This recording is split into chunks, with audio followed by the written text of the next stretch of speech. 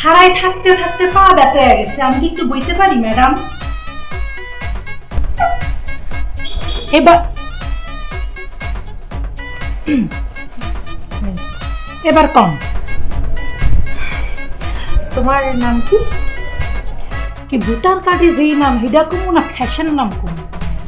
আসল নাম, বাবা মায়ের দেওয়া নাম। হ্যাঁ, আসল নকল বুঝি না।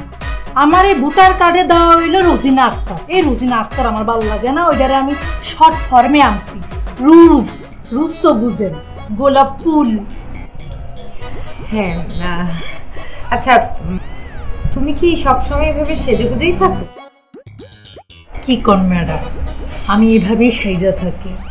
মেকআপ ছাড়া তো আপনারা আবার চিনবেনই না, চেহারা পুরো পাল্টায় যায়। আর মেকআপ দেখেন করছি কি সুন্দর লাগতেছে। আমার আবার কম মেকআপ চলে না, হেভি মেকআপ লাগে।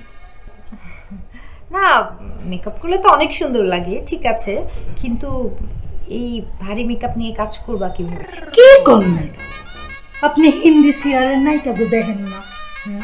ঘুমাইতে গেলে মেকআপ, খাইতে গেলে মেকআপ, ঘুমেতে উড়ে মেকআপ লিয়া বাড়ি বাড়ি গহনা পিরা হেরা ঘুমায়। আমি ওইরকম। ওকে ফাইন, এবার আসল কথা আসি। রোজিনা, তোমাকে রোজ, তোমাকে প্রতি মাসে কত বেতন দিতে হবে? ম্যাডাম কি কোন এগুলো? টাকা পয়সা তো হাতের ময়লা, কাডাল পাতার মতো। কাজ করতে পারি, তাই আমার 3টা শর্ত আছে। শর্ত? শর্ত আবার কি? আমার প্রথম শর্ত হইল, স্যার আমারে কাজের বুয়া কম দিত না। বুয়ার দিন শেষ, সোনার বাংলাদেশ। আমারে কই তুইব সাহায্যকারী, যেটা ইংরেজিতে বলে হেল্পিং হ্যান্ড। আমি কিন্তু ম্যাডাম আবার ফয়রেন বাসায় কাম করছি।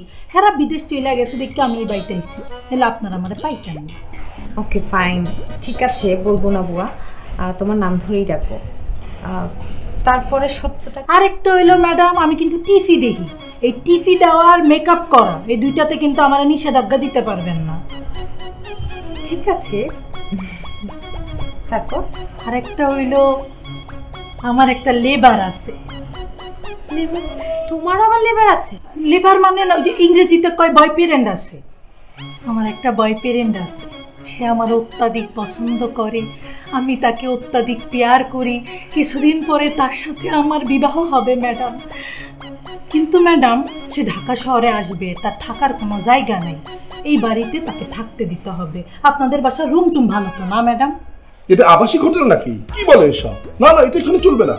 ঠিক আছে, তাহলে আমি কাম করব না, তুমি বুঝতে পারছো কি বলছে? আমি বুঝতে পারছি, কিন্তু কি করবো বলো, এখন তো বুয়া পাওয়াই যায় না। কত কষ্ট ম্যানেজ করেছি, ওকে হাতছাড়া করা যাবে না, প্লিজ। ম্যাডাম, আমি তাহলে যাই। আরে যাই মানে কোথায় যাচ্ছ? আমি তো কিছু বলিনি এখনো। আমরা দুজন তোমার সব সত্য মেনে নিতে রাজি আছি। রাজি? এবার হবে খেলা।